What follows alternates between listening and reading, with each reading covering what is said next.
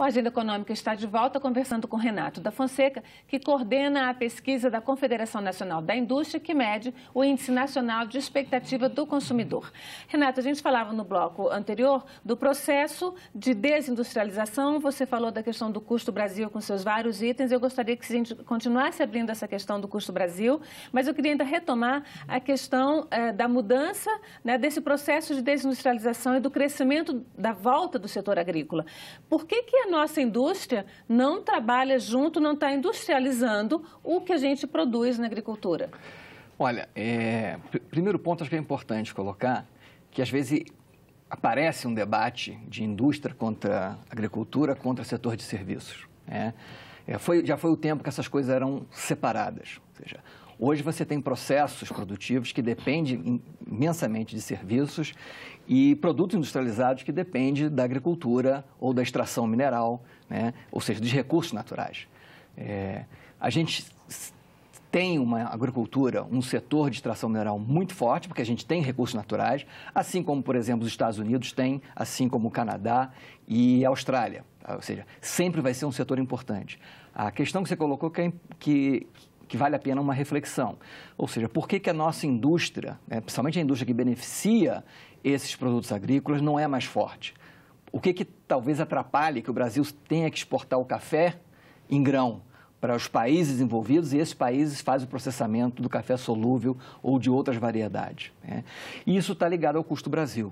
Se você tem uma estrutura tarifária que vai penalizando na medida que você aumenta na cadeia, uma estrutura fiscal de tributos, por exemplo, de impostos que a gente chama de impostos que se acumulam na cadeia, você faz o produto beneficiado de maior valor ficar mais caro. Se você tem uma infraestrutura deficiente, você aumenta os custos quando você traz esse produto do campo para a fábrica e depois tem que redistribuir esse produto, né?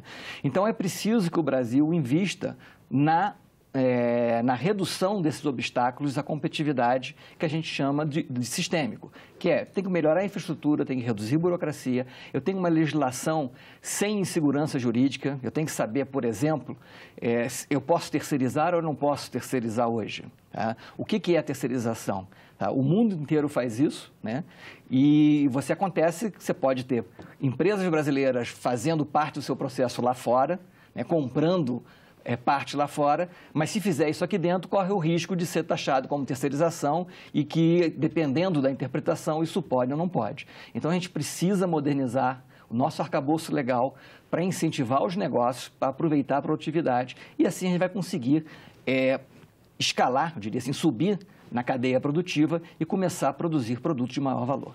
Bom, então, se a gente não tem toda essa base, né, da melhora do sentimento do consumidor, que é a base real, que é o que conta, essa melhora que foi medida em fevereiro, ela pode ser um ânimo de carnaval, assim, um arrobo de carnaval? Ou você acha que ela tende a perdurar aí ao longo desse primeiro semestre? Olha, eu acho que ela vai perdurar, porque agora a gente tem fundamentos econômicos, dados econômicos que mostram que vai melhorar. Na medida que você tem, por exemplo... Redução de juros? Você tem uma queda da inflação que está permitindo essa redução de juros. À medida que os juros caem, você facilita o investimento das empresas. E as empresas, voltando a investir, voltando a contratar, ela começa a aumentar o emprego, aumentando o emprego, a renda do trabalhador sobe e o consumo começa a subir, tá? Obviamente, isso não vai acontecer até o fim do carnaval ou até o fim dos meses. Mas, provavelmente, no segundo semestre, a gente começa a ter uma recuperação no emprego. De novo, uma recuperação gradual, porque a crise foi muito profunda e essa recuperação é lenta. Mas, na medida que o governo está controlando seus gastos, né, tem uma legislação que coloca um teto do gasto público. E o descontrole das contas do governo foi uma das principais razões dessa crise, que gerou esse desemprego. Agora tem um ponto que fala-se muito pouco, que é exatamente o endividamento do setor privado, que a gente fala muito na dívida do setor público, né? Na dívida dos governos, né? Federal, dos estados e dos municípios. Mas a gente não fala muito da dívida do setor privado, que é maior quase do que a dívida do setor público, quer dizer, das empresas que tomaram empréstimo no exterior ou que se endividaram com o setor financeiro nacional mesmo. Como é que fica essa questão? Olha, acho que primeiro a gente tem que avaliar no enfoque, o que acontece? Por exemplo, se uma família está endividada, se uma empresa está endividada, o que ela faz? Ela corta gastos, né? Seria ótimo se a gente pudesse endividar e, de repente, aparecer recursos para eu pagar e continuar tendo a mesma despesa. Ou seja, eu tenho que me reequilibrar. Então, hoje nós temos várias famílias com algumas das pessoas desempregadas que estão fazendo isso. Estão fazendo um dever de casa porque são obrigados a fazer esse ajuste. Quando o governo não faz esse ajuste, ele gera esse desequilíbrio. Ele gera mais inflação, ele gera juros mais elevados, porque parte dos juros elevados é porque o governo tem uma dívida grande e ele tem que pegar emprestado novamente.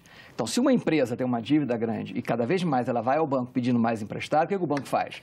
Ele perde a confiança naquela empresa e vai aumentar os juros. Mas isso é um detalhe, é claro que isso não é o tema da nossa entrevista, mas assim, porque quem está definindo o juro que vai pagar é o próprio governo, quando ele determina que os títulos que ele põe no mercado vão ser remunerados pela taxa Selic. E aí, quando ele sobe a taxa Selic, ele está dizendo, olha, eu vou aumentar a minha própria dívida, né? Mas óbvio que... Mas assim, é que não é bem assim. Ou seja, o governo precisa de recursos, o governo tem um déficit enorme. Como é que eu fecho o déficit? Ele não tem dinheiro, ele vai ter que ir no mercado buscar esse dinheiro. Quando o governo que tem um déficit grande vai ao mercado buscar o dinheiro, o mercado olha, não, você já tem um déficit grande, só te empresto se você pagar um juros mais elevado. E aí o governo é obrigado a pagar esses juros mais elevados. Então, o juros alto, ele tem, obviamente você tem uma ação do Banco Central que aumenta os juros para fazer o consumo cair, para gerar essa recessão, para corrigir a inflação, mas você tem juros altos também no Brasil, que historicamente são elevados. Por quê? Porque tem um governo endividado que precisa pegar emprestado e, para pegar emprestado, ele tem que oferecer taxa de juros mais elevadas. E as indústrias, como é que as indústrias vão sair sem ser, por exemplo, demitindo, sem ser reduzindo a sua produção, porque aí a gente aumenta o processo de desindustrialização? Como é que as indústrias vão sair desse processo de endividamento? Né? Como é que o setor produtivo vai sair desse processo de endividamento? Olha, eu acho que o setor produtivo está buscando fazer isso, tá? Obviamente, numa crise, opções acabam ocorrendo. Então, por exemplo, uma das questões que está sendo discutida hoje é uma questão de um projeto a gente apelida de refis, né? Ou seja, de reescalonar a dívida tributária das empresas. Por que aconteceu? No meio da crise, as empresas começam a ter que fazer opções. Se eu não tenho de dinheiro para pagar todo mundo, eu posso escolher entre pagar os trabalhadores, pagar o governo, pagar meus credores, tá? E algumas dessas empresas tiveram que atrasar aos seus credores, aos seus fornecedores e atrasar os tributos. Tá? Então, eu acho que no momento, à medida que a gente avalia que você tem uma crise que foi séria, que realmente afetou várias empresas, principalmente as pequenas, né, que não conseguiram cumprir com seus compromissos, e parte desse compromisso é um compromisso fiscal, uma avaliação de um projeto que facilite esse pagamento das pessoas que estão atrasadas, isso vai ajudar no crescimento. Por quê? As empresas vão acabar pagando seus tributos, com isso vão reduzir seu endividamento, vão conseguir investir mais, voltar a contratar e voltar a crescer novamente. Tem uma característica também que a gente notou no Brasil aí nos últimos 3 anos, na verdade não é só dos últimos 3 anos, mas que as pessoas deixando de investir efetivamente na produção, porque ela na produção tem um monte de trabalho e um monte de responsabilidade, e se ela investisse dinheiro no setor financeiro, no banco, isso vai render com títulos remunerados pela taxa Selic, isso vai render muito mais. Né? Como é que está esse processo? Porque assim, essa pesquisa que vocês fazem, né, a INEC, é uma pesquisa do humor do consumidor. Mas como é que está o humor do produtor, do empresariado? A gente tem uma pesquisa similar que a gente faz com os empresários, que é o Índice de Confiança do Empresário Industrial, né? E ele teve um comportamento muito parecido. Tá? Na verdade, a resposta foi até mais rápida. Ele cresceu muito em meados do ano com a mudança de governo, né? Numa expectativa que a coisa ia resolver. Quando você tem um choque de realidade e vê que a crise é muito profunda, ele cai e está começando a se recuperar agora, também nesse final do ano. E aí, de novo, baseado em fundamentos. O empresário está vendo que o juros está caindo, está vendo que as expectativas de queda de juros é cada vez mais intensa, que a inflação realmente respondeu rapidamente, né? Então, você vai ter uma expectativa que eu vou pagar menos juros aos meus empréstimos, eu vou poder, aqueles que não estão endividados, pegar empréstimo para investir, ou seja, entrar no mercado financeiro e voltar a investir.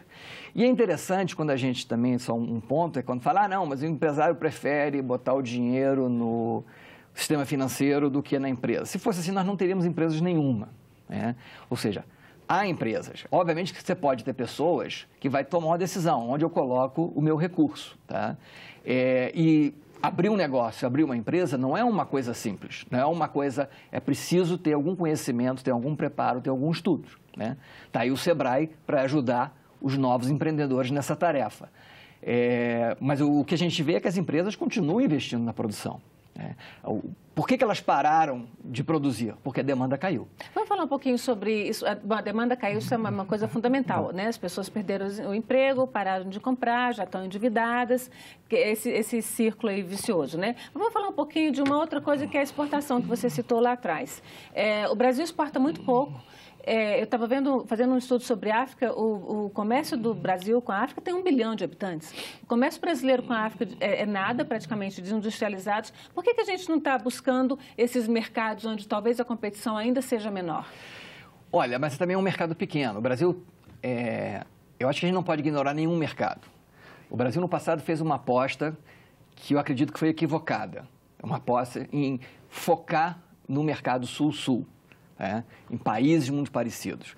Quando, na verdade, eu tenho o maior mercado do mundo que fica ao norte, que é os Estados Unidos, onde é um parceiro tradicional.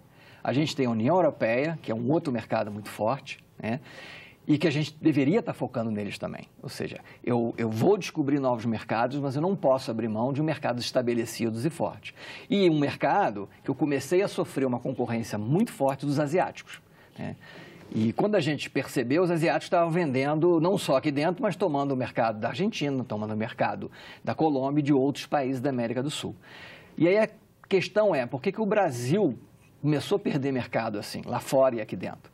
Porque a gente perdeu competitividade, tanto dentro das nossas empresas, ou seja, com uma queda de poder de investimento, menos investimento em inovação, menos capacitação dos trabalhadores e o que a gente chama de custo Brasil, que é o trabalho que o governo tem que fazer. Então, quando você fala que a produtividade é baixa, por exemplo, parte dela é problema da educação brasileira, que dificulta esse ganho.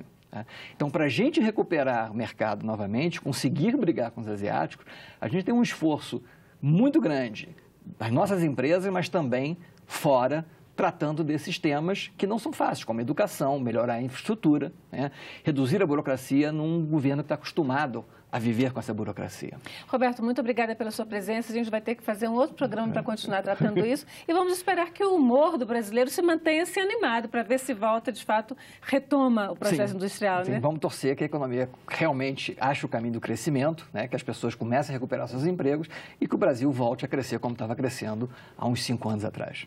Muito obrigada mais uma vez e agradeço também a você, telespectador, que nos acompanhou até aqui. Se quiser enviar comentários e sugestões, fale com a gente pelo telefone 0800 61 2211. Para rever este programa ou qualquer outro da emissora, acesse nossa página na internet, senado.leg.br/TV. Até a próxima Agenda Econômica.